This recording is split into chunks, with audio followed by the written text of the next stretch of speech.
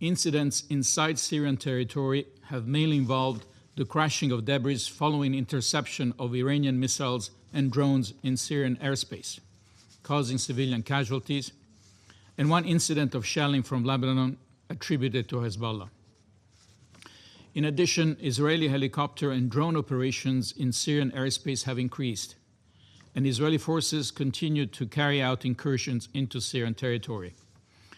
Israeli airstrikes on Lebanon have claimed both Lebanese and Syrian lives and resulted in approximately 140,000 persons, mostly Syrians, crossing into Syria seeking safety. I reiterate our call in this context on Israel to fully respect Syria's sovereignty and territorial integrity, adhere to the terms of the 1974 Disengagement on Forces Agreement, and refrain from any actions that could undermine Syria's stability and political transition. Syria's steady but fragile recovery, political, institutional, and economic, could be undermined by the impact of a prolonged regional conflict.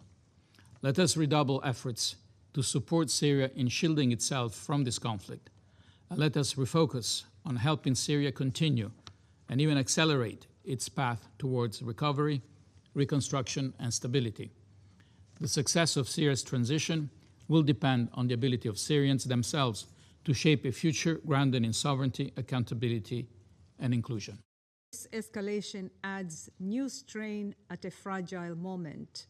One, Syria is already experiencing the effects of the military escalation in the region. Falling debris from aerial projectiles have killed or injured several people and damaged property. Over 140,000 people have fled from Lebanon to Syria, most of them Syrian nationals. The escalation precipitated some planned returns for about 30% of those now arriving in Syria. They are joining the 1.5 million refugees who have returned from neighboring countries since December 2024. Some have indicated plans to return to Lebanon when the situation stabilizes. Mr. President, despite airspace restrictions, the closure of Damascus airport, and heightened security risks, our operations continue. In northern and eastern Syria, the situation has stabilized in recent weeks, but significant needs remain. Many of those displaced during January have returned home, but over 100,000 people remain displaced in Aleppo and Al-Hasakah governorates. Services are gradually coming back online, but irregular electricity supply continues to disrupt water stations, hospitals, and water systems, affecting hundreds of thousands of people. And the delisting of HTS last month have unlocked opportunities for على الرغم من الجهود المضنية التي تبذلها الحكومة السورية لبسط الأمن والاستقرار بعيداً عن الاستقطابات والمحاور، تواصل إسرائيل انتهاكاتها الجسيمة في الجنوب السوري من خلال التوغلات المتكررة في ريفي القنيطرة ودرعا، ونصب الحواجز، وقصف بعض المناطق، والاعتداء على المواطنين عبر المداهمات وحالات الاختطاف التي طالت حتى الأطفال أثناء رعيهم للغنم. not only to survive, but to actually thrive. Syria has also rejected Tehran's malign influence and expelled remnants of the Islamic Revolutionary Guard Corps.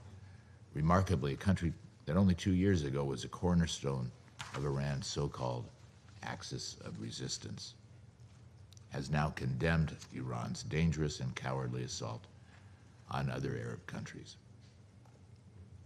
Indeed, Syria is now the target of attacks by Iran's terrorist proxy, Hezbollah.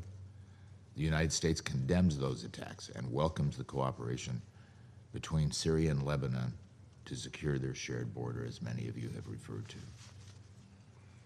Syria and Israel are also taking steps to stabilize their relations and move toward peace, an effort the United States is supporting through a joint fusion mechanism involving our three countries.